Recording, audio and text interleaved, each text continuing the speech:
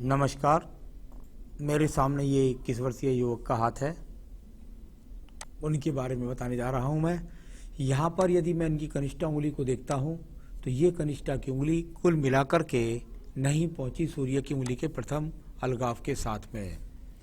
ये अपने आप में बहुत ज़्यादा गहराई पर भी है और साथ ही साथ सूर्य की उंगली के पर्व तक भी नहीं पहुँची।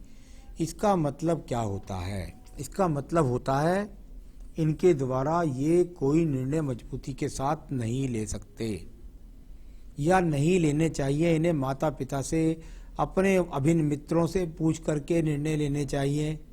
दूसरी बात, जल्दबाजी में या अधिक खर्चीले स्वभाव का व्यक्ति ऐसा हो जाता है। इनका प्रथम पर्व पर माइनस रेखाएं हैं, यानी कि कुल मिलाकर इन पर इस समय इनका अपने आप की भावनाओं पर नियंत्रण नहीं है। सेकंड पर्व पर भी यहाँ माइनस रेखाएं हैं, राहु रेखाएं हैं, यानी कुल मिलाकर के इनका इस समय व्यवहार पर भी नियंत्रण नहीं है। अपने व्यवहार पर संतुलन रखना इनके लिए इस समय बहुत मुश्किल है।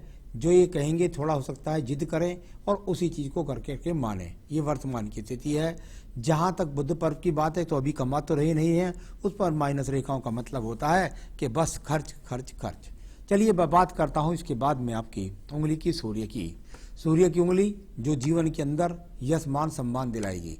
कुल मिलाकर आपके जीवन के अंदर फर्स्ट पर्व है, उस पर माइनस रेखा हल्की सी है, थोड़ा सा क्रोध पर नियंत्रण रखें।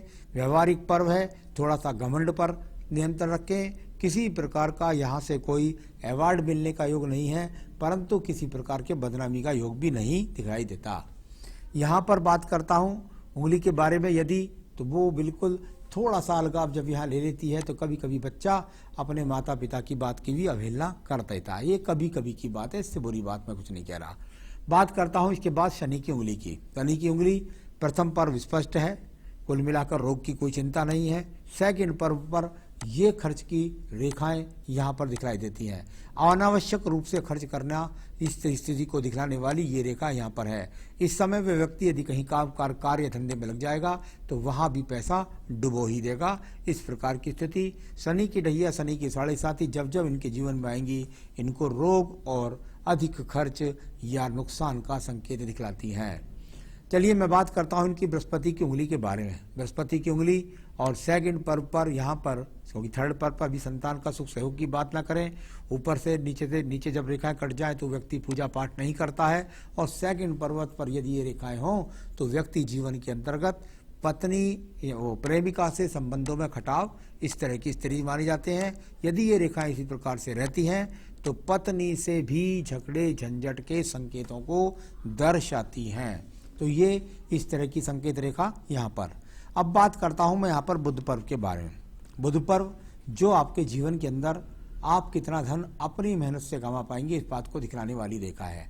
यहाँ पर अभी इनका कोई अर्थ इसलिए नहीं रह गया, सिर्फ और सिर्फ इनका भाषा शैली पर कह सकता है कि 1 से 2 भाषाएं जानते हों, इतना समझ लीजिएगा।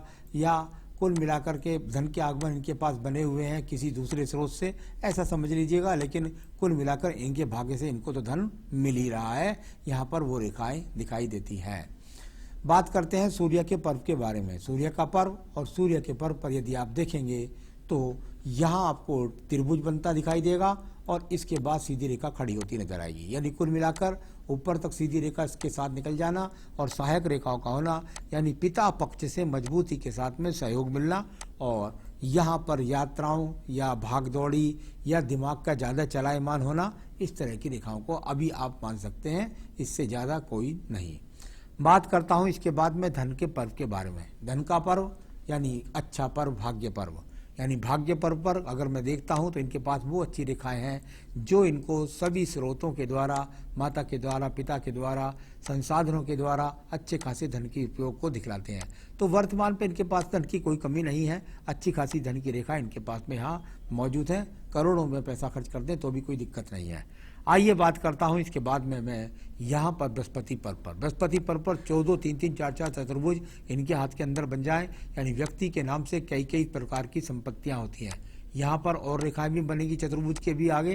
तो ये सब जीवन के अंदर पत्नी का सहयोग होना, पत्नी का मिलना, जीवन के अंदर लग्जरियस जीवन होना और साथ ही साथ आपके जीवन के अंदर आवश्यकताओं की पूर्ति होना, ये सब चीज़ें यहाँ पर वर्तमान में बधी हुई हैं। आइए बात करता हूँ मैं इसके बाद में आपकी हृदय रेखा के बारे में। यहाँ आपको ज़रा धैर्य से सुनना होगा। जब हृदय रेखा इस प्रकार से जाए, यानी कि अगर आप देखेंगे शुरू में क्रॉस, छोटा सा दीप, फिर छोटा सा दीप, फिर डबलिंग रेखा, फिर उससे एक नीचे को गिरने वाली रेखा, ये इस तरीका रेखा, और यहाँ अगर आप देखो तो हृदय रेखा काट जाए मंगल रेखा की तरफ। अब इन सब बातों के अर्थ क्या हैं, आपके सवालों में भी जवाब मिल जाएंगे, वो बाद में बोलूँगा। लेकिन ये अपने आप में बहुत अच्छी स्थिति नहीं है। यहाँ पर ये स्थिति, यहाँ पर इतने सारे एक्स की स्थिति, इस जगह पर यहाँ पर इतनी सारे एक्स की स्थिति, यानी कुल मिलाकर के ऐसा व्यक्ति अपने घर वालों का दिल कब तोड़ दे कुछ पता नहीं, एक बात। दूसरा, मन की जिद के कारण जिद से आ जाए और फिर अपनी मनमानी कराए, तब वो रेखा। तीसरा, अगर ऐसा ना हो तो बिल्कुल निश्चित रूप से ये पक्की रेखा हो गई है कि यदि आपने इनका विवाह बिना कुंडली मिलान के कर दिया तो तलाक का सामना, पत्नी के साथ रोज झगड़े झंझट, ऐसा बहुत खराब रेखाओं के रूप में ये हृदय रेखा वर्तमान में यहाँ पर बनी हुई है। तो इन बातों का आपको ध्यान रखना होगा। बच्चे को ज़्यादा छूट ना दें, ज़्यादा जिद का सामना कर सकता है, आपका दिल तोड़ सकता है। पत्नी के साथ संबंध विवाह जब भी होगा तो बहुत ज़्यादा कड़वाहट के रिश्ते होंगे। कुंडली मिलान मुझसे करा लीजिएगा या किसी विद्वान से करा लीजिएगा। तो ये स्थितियां मैंने आपको इनके बारे में बताई। अब बात करता हूं मैं इसके बाद में इनके निम्न मंगल पर्व की। निम्न मंगल पर्व पर यदि आप देखें तो बहुत बूंद बूंद सी बारीक रेखा है, पर्वत दबा हुआ है। निम्न मंगल पर बहुत सारी रेखाएं हैं, बस ये है कि अभी तो सिर्फ घूम रहे हैं, एनर्जी है इनके पास, ऐसी बात नहीं है। पर एनर्जी का उपयोग अगर मैं कहूँ तो अभी सिर्फ और सिर्फ राहु रेखा के रूप में आयु रेखा को काटता है। खर्च के लिए कह सकते हैं, घूमने फिरने के लिए खर्च कह सकते हैं, भाग दौड़ कर रहे हैं। तो ये सब एनर्जिक लेवल की रेखाएं हैं जो एनर्जी देती हैं व्यक्ति के अंदर। एनर्जी पूरी है, इसमें कोई भी शक नहीं है। आइए इनकी बुद्धि रेखा को बात करता हूँ। बुद्धि रेखा आगे सामान चलने के बाद एकदम थोड़ा सा डाउन हो जाए तो अच्छा संकेत नहीं होता। यानी कुल मिलाकर बुद्धि रेखा का इतना डाउन हो जाना, यानी कुल मिलाकर विचारों में चलायमान होना, विचारों में ज़्यादा आवागमन होना, इस तरह की थोड़ा सा जब डाउन हो जाती है रेखा तो जिद को भी दर्शाती है। तो इस बात पर मैं इन पर लगातार आपको फोकस करता जा रहा हूँ। मैं बात करता हूँ द्वितीय मंगल पर्व के बारे में। अभी किसी झगड़े झंझट मुकदमे की बात करता हूँ तो बिल्कुल निश्चित रूप से कुछ ऐसा नहीं दिखाई देता, अभी कोई झगड़े झंझट के योग नहीं है। चंद्र पर्वत को दिखेगा, चंद्र पर्वत से निकलने वाली रेखाओं का संबंध यदि यहाँ देखते हैं तो इनकी भाग्य रेखा तक बन जाता है। यहाँ कुल मिलाकर के ये इस तरीके से ये रेखाएं हों तो ये कहते हैं भाई यात्राएं व्यक्ति करता रहता है। तो यहाँ कुल मिलाकर के बहुत ज़्यादा इन रेखाओं के द्वारा ऐसा नहीं दिखाई देता कि अभी इनका कहीं भाग्य ऊर्जित हो रहा हो। अब बात करूंगा व्यापारिक रेखाओं के बारे में। यहाँ पर यदि व्यापारिक रेखाओं की बात करूं तो ये निश्चित रूप से इनके पास वो रेखाएं जो अभी मजबूती के साथ नहीं है। यानी व्यापार में कभी मन लगेगा, कभी नहीं लगेगा, कभी बैठ जाएंगे काम पर, कभी नहीं बैठेंगे। इस तरह की स्थितियों को दिखलाने वाली इनके पास ये व्यापारिक रेखा यहाँ पर अभी मजबूती के साथ मौजूद नहीं है। तो ये वो रेखाएं हैं जो टूट के चलती हैं, जो अभी इनके अंदर कहीं पर भी व्यापार के प्रति मन ना लगना, ना होना, ये सब हमेशा की रेखा नहीं है। मैं वर्तमान की रेखाएं बोल रहा हूँ, तो इसमें कोई डरने की बात नहीं है। ऐसी रेखाएं 2-4-5 साल में अलग परिवर्तन रूप लेकर के अलग इस जिंदगी इनकी बना देंगी। तो क्योंकि 21 साल की उम्र कुछ नहीं होती, बहुत सारी रेखाएं इनके जीवन में बनेंगी कम से कम 35 वर्ष तक। तो ये वो रेखाएं जब तय करेंगी उसके जीवन को। यहाँ भाग्य रेखा की बात करता हूँ, दूर स्थानों से जुड़ करके, दूर स्थानों को व्यापार करके, इस तरह का यहाँ से भाग्य रेखा, और थोड़ा सा इस पक्ष से निकले तो व्यक्ति को पैतृक पक्ष की संपत्ति मिलना। यहाँ दूसरी भाग्य रेखा और इसके बाद दिखाई ना देना। तो कुल मिलाकर अभी तो अगर मैं बात करूँगा तो इनके पास भाग्य रेखा है, तो उसकी मुझे कोई ज़्यादा चिंता की बात नहीं है। यहाँ बात करता हूँ शुक्र पर्व की। शुक्र का पर्वत और बिल्कुल ऊर्जा के साथ उठा हुआ पर्वत जब इस प्रकार से व्यक्ति के पास हो तो संसाधनों की व्यक्ति के पास में कमी नहीं होती। तो कुल मिलाकर संसाधनों की कोई कमी नहीं है और यहाँ पर सब संसाधन इनके पास ठीक ठाक हैं। आयु रेखा की बात करता हूँ तो आयु रेखा को यदि आप इनकी को देखेंगे तो निश्चित रूप से ये आयु रेखा अभी यहाँ पर काफ़ी सारी राहु रेखाओं से काट रही है। उसका मतलब बस यही है, इन्वेस्टमेंट खर्चा।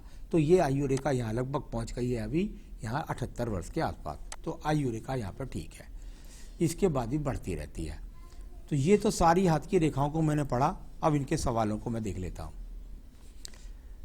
आपने कहा ये ग्रेजुएशन कर रहे हैं और जो है वो लंदन से कर चुके हैं जो है, और इसके बाद आगे की जो पढ़ाई है वो मास्टर डिग्री कहाँ दिलाएं। देखिए बात यह है, जहाँ हस्तरेखा ऐसी कोई डिग्री नहीं बताती कि आपको मास्टर डिग्री किसी चीज़ में लेनी चाहिए।